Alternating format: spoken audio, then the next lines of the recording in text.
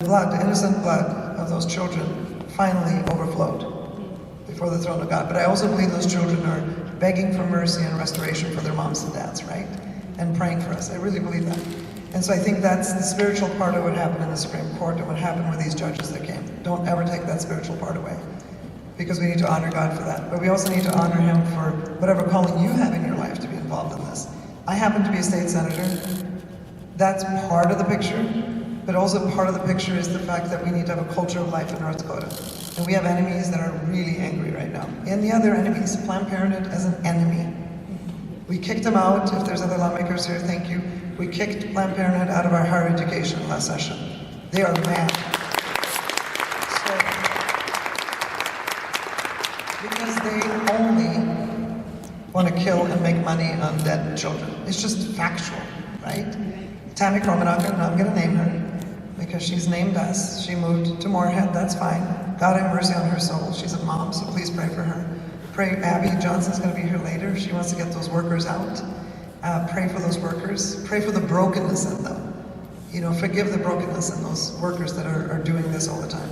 But I want to get to the lawsuit. So, of course, slam dunk every time. For 50 years now, we've been on defense. You can talk about that too. We've been on defense.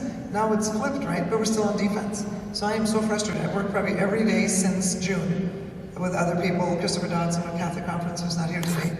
And I've been on the phone with Drew Wrigley, our Attorney General. It's providential that he's in that office right now for many reasons. He's with us 110%. Anything you hear that opposite of that is not true. I'm on the phone with him almost daily. There is a process to go through. But we have one judge here in Bismarck, one person that can tell the Senate and the House and the governor, screw you, excuse my French. That's what's going on. And maybe you can explain this a little bit more too, because the first time the trigger was banned, the reasoning from the judge was that the Attorney General acted too quickly. Okay, so the lawsuit is like this. There's two things to the lawsuit. The trigger bill has a 30-day trigger on it, meaning 30 days after the Supreme Court has basically announced that Roe is dead, we trigger into no abortion in North Dakota. So legally, no offense to lawyers, but they get a little, ooh, you know.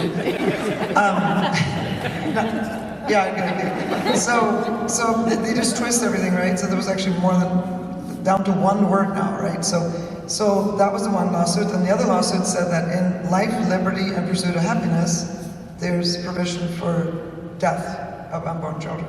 So those of us who are not attorneys, we just go, say that again? How can that possibly stand in court? So this judge, they go to a judge that apparently, and I'm going to be open about this, apparently might or not, seems to favor them, right? And say, we want to stop this. We want to stop it. So the judge agreed with them on the 30 days, that it was Drew Wrigley, our Attorney General, who represents the state of North Dakota. So it's not him, it's the state of North Dakota. So he had to go back and do another 30 days. So it was 60 days instead of 30. Very frustrating to many of us, right? That's taken care of, that's happened. But the injunction, temporary injunction, was decided again a week ago over again. To put an injunction means to stop the law from going into effect, stopping it from being enforced. And you can correct me. So it's not being enforced. The state of North Dakota cannot enforce the trigger ban right now. Okay, so there's 4 conditions to stop that. He cited 3 of the conditions, but he ignored the first condition. The first condition literally is likely to succeed not on the merits. It's really legalistic stuff, right? So actually the judge did an injustice. So our Attorney General has now gone back and said, this is judiciary misconduct. And he's asking to get it expedited. Having said that, my friends, and I'm going to say this, and if media gets hold of this, they're going to go crazy, but why is it that you elect a Senate and a House, and you might not like all of us, but that's the Republic, that's the democracy of the Republic of the United States. In our state, you elect the senators, you elect the representatives, you elect the governor. We sit and twist and make sausage out of every bill, right, for 80 days. Open hearings, input from you, everything. The House passes it, the Senate passes it, the governor signs it into law, and then one person can stop it. It makes no sense to me. So that is actually in statute. That's not in Constitution. The Constitution of North Dakota says that the Supreme Court of North Dakota decides if something is constitutional or not. that's the final authority. So why are we flipping that? Why aren't we saying if the House and the Senate and the governor have vetted it, and they're elected by you, and they can be fired by you. I mean, you can fire me in November. Well, not most of you, but people at home. For no reason at all, just fire you, right? And that's fine. Why is it that we lose all power because of one judge, who may be impartial or not? Shouldn't we flip that in the law and say it's constitutional until you prove it unconstitutional, instead of it being unconstitutional until you prove it constitutional? I know that's kind of brain twisting here, but those are some of the things that we need to look at as lawmakers next session, right? Because this could last. And what they want to do, Sierra, they want to drag this out so that they can put a measure on the ballot in 24, we'll talk about that, to constitutionalize abortion. And it can happen in North Dakota, my friends, be aware. Because they're going to say, oh, ectopic pregnancies, oh, there's all this stuff, all these lies that you hear in the media, all lies, that's all covered in the heartbeat bill. So the heartbeat bill we'll talk about later, but that's the lawsuit, sort of in a nutshell, if you will. So it's hanging there right now. Our Attorney General, on behalf of North Dakota, is fighting to get it taken off and to get it fast-tracked to the Supreme Court to get this done. Because in 2014, the Supreme Court in North Dakota said they could not agree, and they said there's no constitutional right for abortion in North Dakota. Of course there isn't.